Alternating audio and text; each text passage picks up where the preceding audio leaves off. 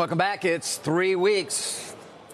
I don't know. Which three do you do? Anyway, 3 weeks until shareholders vote on that proxy battle that is ongoing at Disney, where Nelson Peltz and Jay Rizzullo are trying to get seated on Disney's board of directors. And both sides are fully engaged, as you might expect, in trying to weigh shareholders to their side. With various presentations hitting almost every day, one from either side in terms of arguing their case. Obviously, Trian's argument, hey, the performance of this stock price has not been good over a long period of time. We need to be on this board to ensure that, in fact, shareholders are looked after.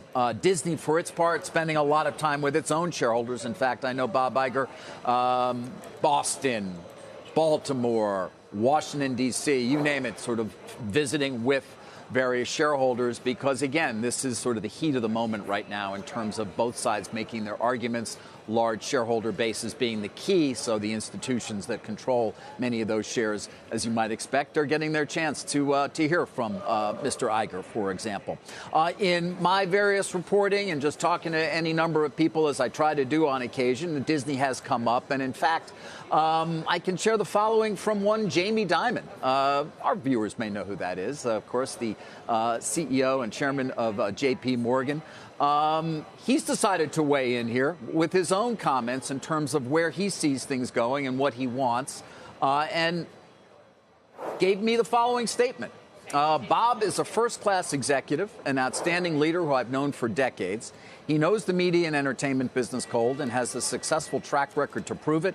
It's a complicated industry filled with creative talent requiring the unique expertise and engagement skills that Bob possesses.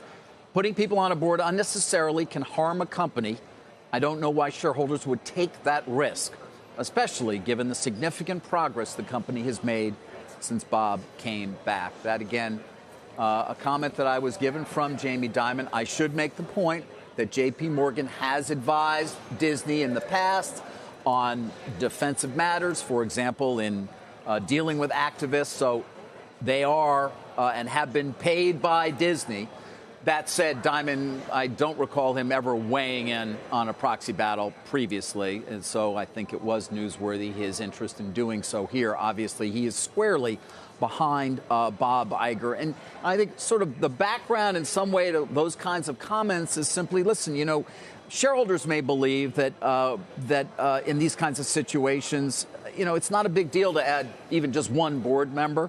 But CEOs argue differently. You know, they would argue, as Jamie is here, that restructuring the leadership or adding one or two different voices that are, you know, that are not necessarily, not just discordant, but actively working against the CEO, as Bob Iger would argue is going to be the case here, really is disruptive in what is a transformational period for Disney. And that gets to sort of this idea of risk.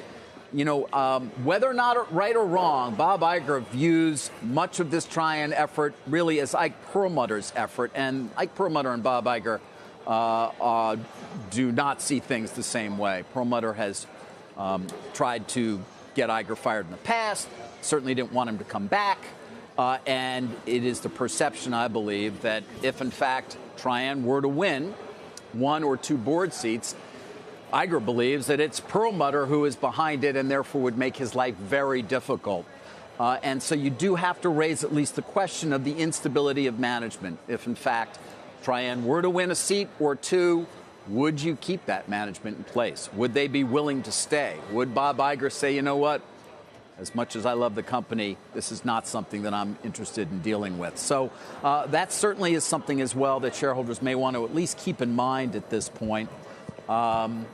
As we continue to monitor, guys, what is going to be an interesting vote. The institutions play the key role here, not that retail is not of great importance, and both sides making their strong arguments as to why they feel, of course, that Rizzullo and Peltz say they should be on the board, and as much that Iger and Disney says this is not what we need right now. We are on the right course. We do not need so-called rabble-rousers in the boardroom who are going to make life very difficult in terms of getting things done. You know, and David, as this battle has gone on, arguably it's become harder to argue that Disney has somehow misplayed the hand that it had relative to traditional media competitors. If you just look at the way the stocks have performed and the valuations that still are in place, there's always been this question of, okay, exactly what should have been done differently. You can't go back and not buy Fox, the Fox assets, which is one of the criticisms of Peltz, and it was a bad deal. Well, at this point, you have what you have. Yeah, and you're right. I mean, Peltz, they would make the argument, obviously, of significant underperformance during a period of time versus the S&P. Sure. But if you compare it to a Paramount or a Warner Brothers Discovery, it's a very different story, to your point. Now, they're different companies, and Parks obviously helps fuel the earnings at Disney, and they have used that to try to create a profitable direct-to-consumer business. And, Carl, that continues to be the key question that many of the shareholders have in terms of when will they get to that profitability. Obviously, last quarter for Disney was a major advance in terms of those goals. Right. What is it? Words extremely confident? Yes. In Q4? Yes. Watch it closely. But Jamie's right about it being a complicated business full of artistic personalities, difficult management exercise.